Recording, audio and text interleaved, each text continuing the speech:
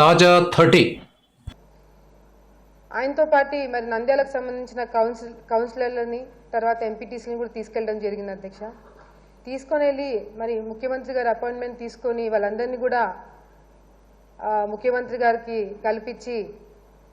కల్పించడం జరిగింది అధ్యక్ష. నేను అనుకోవడము ఆయన చివరి కోరిక మరి ముఖ్యమంత్రి గారికి తెలియజేయాలని వెళ్ళినట్టుగా అనిపించింది అధ్యక్ష. నాకు కౌన్సిలర్స్ అందరికి కూడా భరోసా ఉంటుందని చెప్పి వాళ్ళందరినీ కూడా తీసుకొని వెళ్ళి ముఖ్యమంత్రి గారిని కల్పించారు అధ్యక్ష.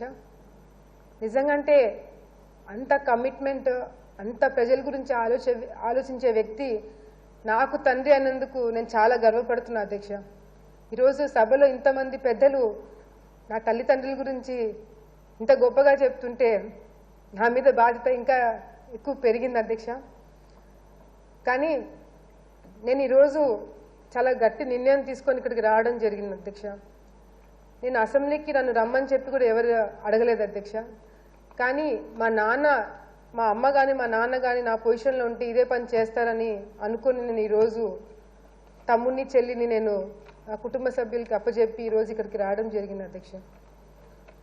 ఎందుకంటే ఈరోజు నాకున్న బాధ్యత మరి శోభనాంగరెడ్డి గారు చనిపోయిన తర్వాత నా తల్లి ఏదైతే హామీలు ఇచ్చిందో, ఏదైతే నేను నా కార్యకర్తలకి అండగా నిల్చోవాలని చెప్పి మెల్లిమెల్లిగా నేను స్టెప్ బై స్టెప్ తీసుకుంటూ ఈరోజు ఆలగడ్డలో కొంచెం నా కార్యకర్తలు నా మీద నమ్మకం కలిగి వస్తున్న రోజుల్లో ఇప్పుడు నాన్న బాధ్యత కూడా నా మీద పడింది అధ్యక్ష.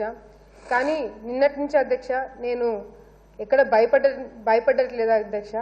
ఎందుకంటే మా అమ్మ నాన్న వదిలేసి నాకు ఈ బాధ్యత పెట్టారు అంటే నేను తప్పకుండా వాళ్ళ ఎక్స్పెక్టేషన్స్కి నేను పనులు చేయాలని ఒక గట్టి నిర్ణయం తీసుకోవడం జరిగింది అధ్యక్ష. ఏదైతే నా తల్లిదండ్రులను తలుచుకొని నేను ఏడ్చానో అది నిన్నటి వరకే అధ్యక్ష. మళ్ళీ నా తండ్రిని తలుచుకొని నేను ఏడవకూడదని చాలా గట్టి నిర్ణయం తీసుకున్నా అధ్యక్ష. ఏ రోజైతే మరి మా నాన్న కోరిక నంద్యాలలో ప్రజలకి 10,000 ఇల్లు కట్టిస్తామని చెప్పారు, ఏదైతే రోడ్ వైడనింగ్ కానీ నీటి సమస్య కానీ అవన్నీ తీరుతాయో ఆ రోజు మనస్ఫూర్తిగా నేను మా నాన్నని తలుచుకొని ఏడుస్తాను అధ్యక్ష.